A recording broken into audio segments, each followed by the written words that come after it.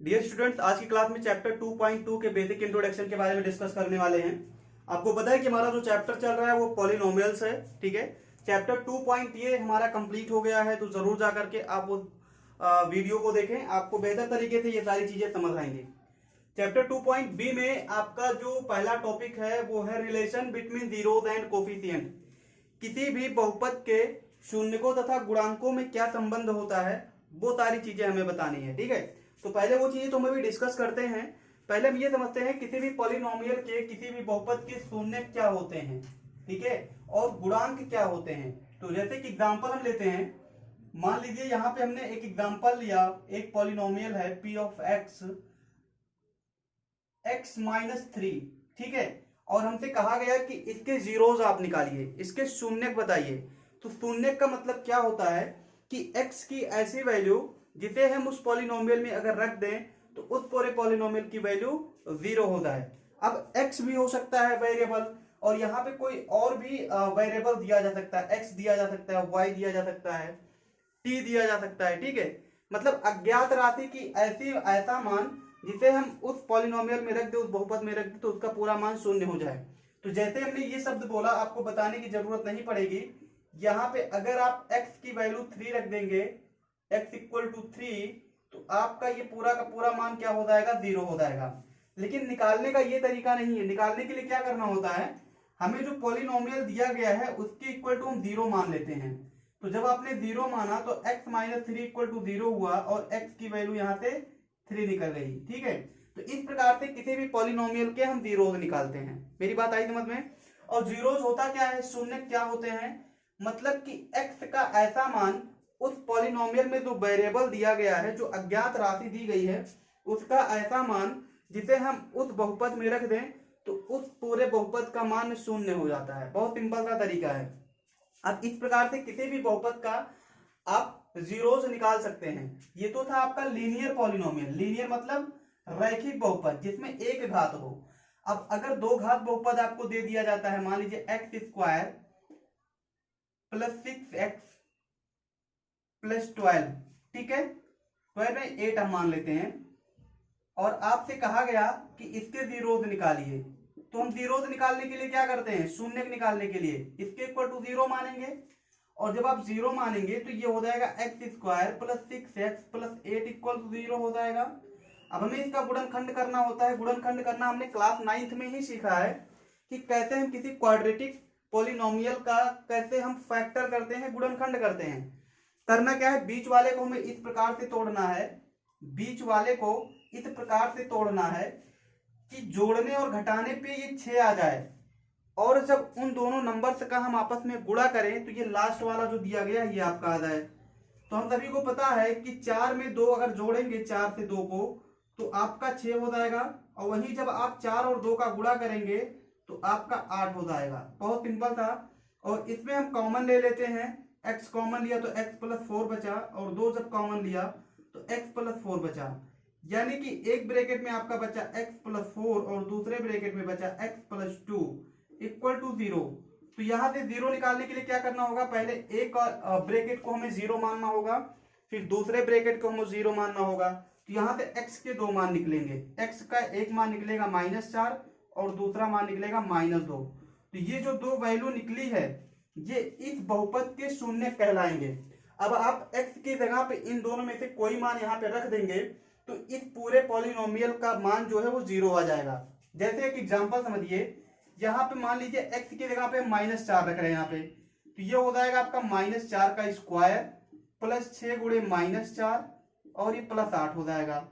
-4 का स्क्वायर 16 होगा, -24 और प्लस 8 हो जाएगा, प्लस 8 प्लस 16 प्लस 24 होगा, और ये -24।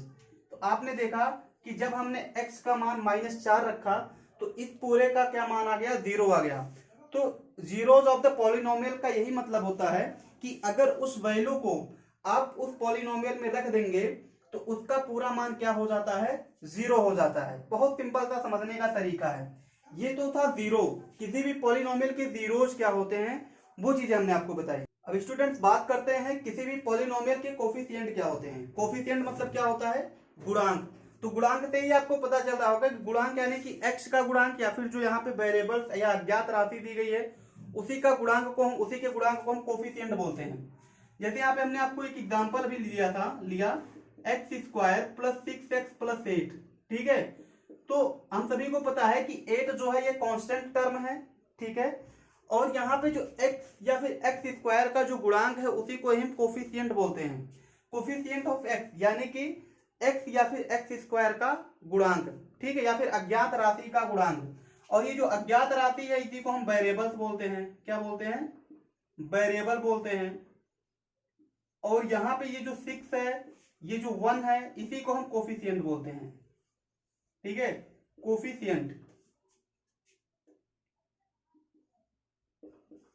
कोफिशिएंट ऑफ x या फिर एक्स स्क्वायर, या फिर आप वेरिएबल्स जो भी यहाँ पे एक्स वाई आते हैं, एक्स वाई जेड अज्ञात राशि, उसी के गुणांक को हम क्या बोलते हैं?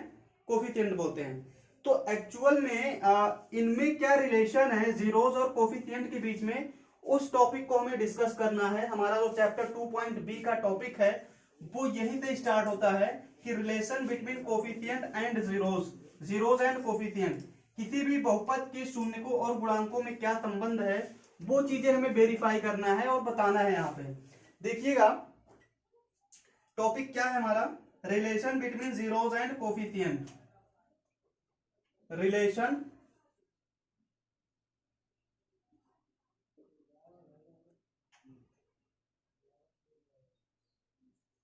बिटवीन जीरोस एंड कोफिशिएंट, ठीक है।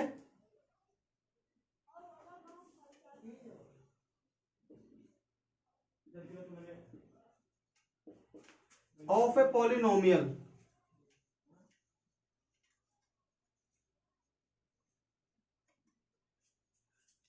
तो देखिए यहाँ पे एक एग्जांपल हम ले लेते हैं। मान लीजिए हमें एक एग्जांपल हमने लिया p of x equal to 3x plus 5। बात को समझिएगा, एक एग्जांपल लिया हमने p of x equal to 3x plus 5। अब हमें इसके जीरोस अगर निकालने के लिए कहे जाते हैं तो हम क्या करते हैं, p of x equal to 0 मानते हैं, तो यानी कि 3x प्लस 5 इक्वल टू 0, तो x की वैल्यू जो आती है वो -5/3 आती है, जिसे हम क्या बोलते हैं, जीरोस ऑफ द पॉलिनोमियल बोलते हैं, किसी भी बहुपद का शून्यक बोलते हैं। ये तो हो गया आपका क्या, ये आपके हो गए शून्यक, जीरोस, ठीक है। ये आपका जीरोस हो गया किसका, p ऑफ x का जीरोस हो गया, zeros of p of x polynomial. अब देखिए इसमें जीरोस, ये तो शून्यक हो गया। अब कोफिशिएंट और इसमें रिलेशन क्या है, तो वो चीज हमें वेरीफाई करना है। अगर मैं आपसे ये कहता हूं, अगर आप देखेंगे तो ये आपका क्या दिया गया है, ये कांस्टेंट टर्म है ना, हमने आपको अभी बताया, ये आपका कांस्टेंट टर्म है, कांस्टेंट टर्म है। और ये आपका क्या दिया गया है, 3 आपका क्या है, 3 आपका कोफिशिएंट ऑफ x दिया गया है, x का गुणांक दिया गया है। तो यहां पे आप ऐसे क्या लिखेंगे, coefficient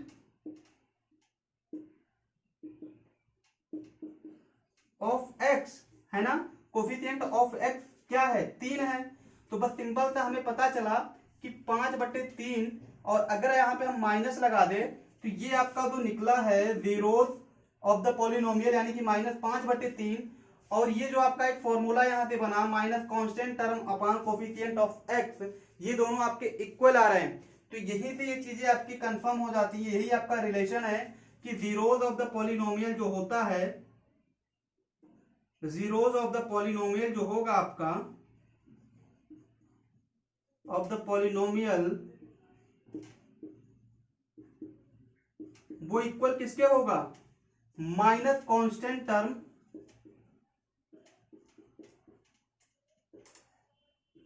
upon coefficient of x।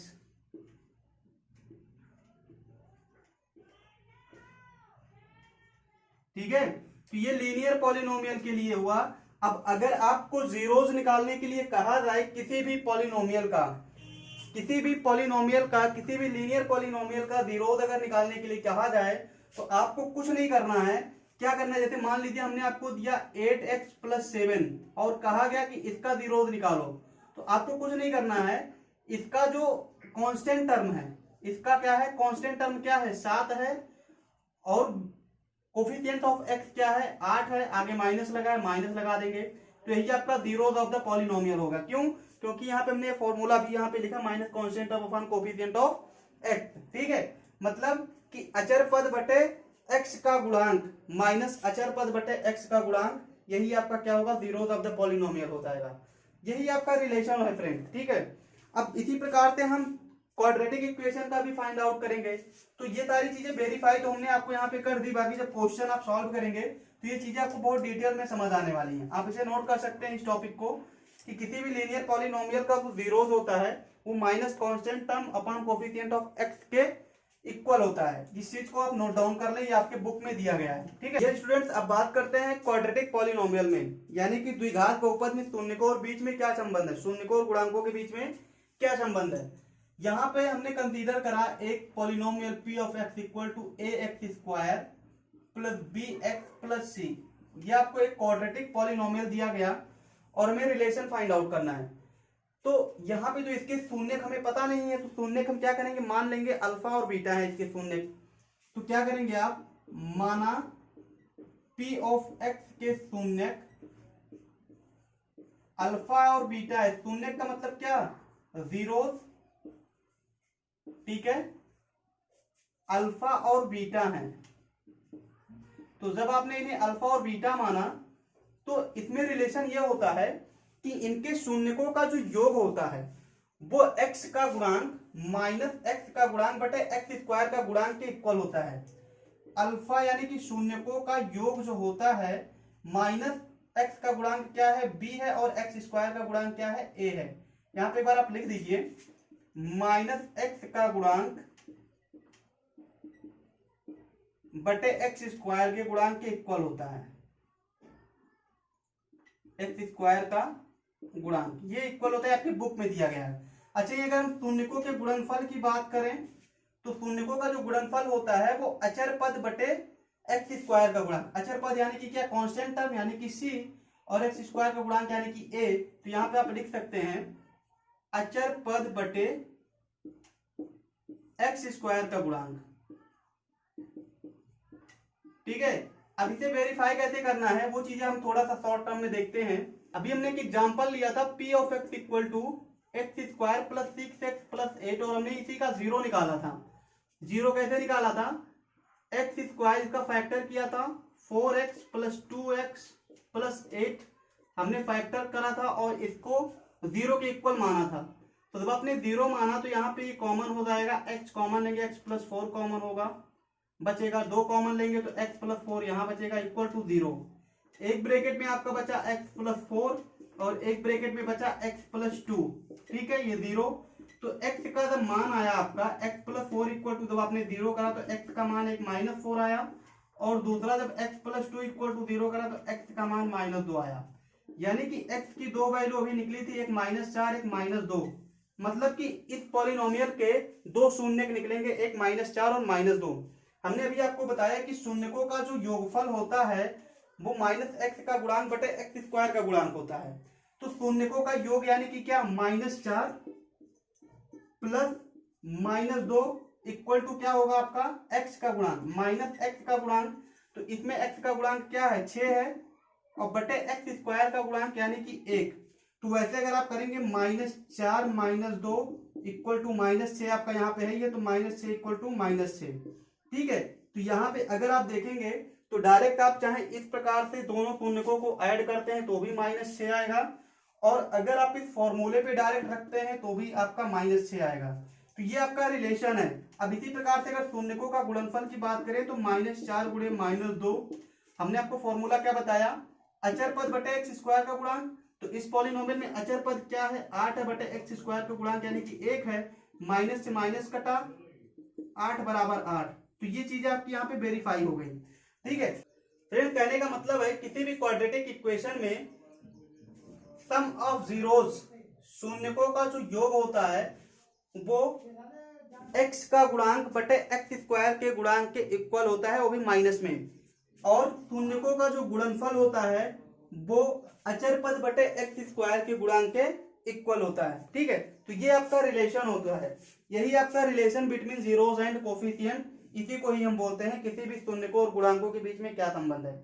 इसका फायदा क्या है, फायदा ये है कि अगर आपसे कहा गया कि इसके शून्यकों का योगफल निकालिए, आप एक पॉलिनोमियल आपको दिया गया और कहा गया शून्यकों का योगफल निकालिए, तो एक तो तरीका है कि आप इसका गुणनखंड करिए और फिर उसके बाद में दोनों को ऐड करें। लेकिन अगर आपको फॉर्मूला पता है तो आप बिना जीरोज निकाले ही इस फॉर्मूले पे आप शून्यकों का योगफल और शून्यकों का गुणनफल निकाल सकते हैं, और इस प्रकार से क्वेश्चन में पूछा जाता है। अब इसका फायदा क्या है, फायदा ये है कि अगर आपको शून्यकों का योगफल और शून्यकों का गुणनफल दे दिया गया तो आप उस पॉलिनोमियल को निकाल सकते हैं, उस बहुपद को निकाल सकते हैं। मान लीजिए आपको क्वेश्चन में दिया गया किसी भी बहुपद के, किसी बहुपद का शून्यकों का योगफल -6 है और शून्यकों का गुणनफल 8 है, तो वो बहुपद ज्ञात कीजिए। इस प्रकार से भी क्वेश्चन आपके बनते हैं। क्वेश्चन आपको क्या मिला, यहाँ पे मैं थोड़ा सा एक स्टेप आगे चलता हूं। मतलब कि इसका बिल्कुल उल्टा, आपको ये पॉलिनोमियल दिया गया था और कहा गया कि सम ऑफ जीरोज और प्रोडक्ट ऑफ जीरोज निकालिए। अब आपको प्रोडक्ट ऑफ जीरोज दे दिए जाएंगे और कहा जाएगा कि ये पॉलिनोमियल निकालिए। बात आई समझ में? तो आपको क्या करना है, क्वेश्चन को सॉल्व करने का एक बहुत सिंपल सा तरीका है, एक फॉर्मूला है, आप नोट कर लें। कभी भी अगर आपको सम ऑफ जीरोज दिया गया हो और प्रोडक्ट ऑफ जीरोज दिया गया हो, या फिर केवल और केवल आपके जीरोज दिए गए हों, तो आप बहुत ही आसानी से निकाल सकते हैं। सम ऑफ जीरोज आपका क्या दिया गया है, देख लीजिए। इस प्रकार से भी क्वेश्चन मिलेंगे आपके। शून्यकों का योग आपका क्या दिया गया है, शून्यकों का योग -6 और शून्यकों का गुणनफल जो दिया गया है, शून्यकों का गुणनफल वो आपका 8 दिया गया है।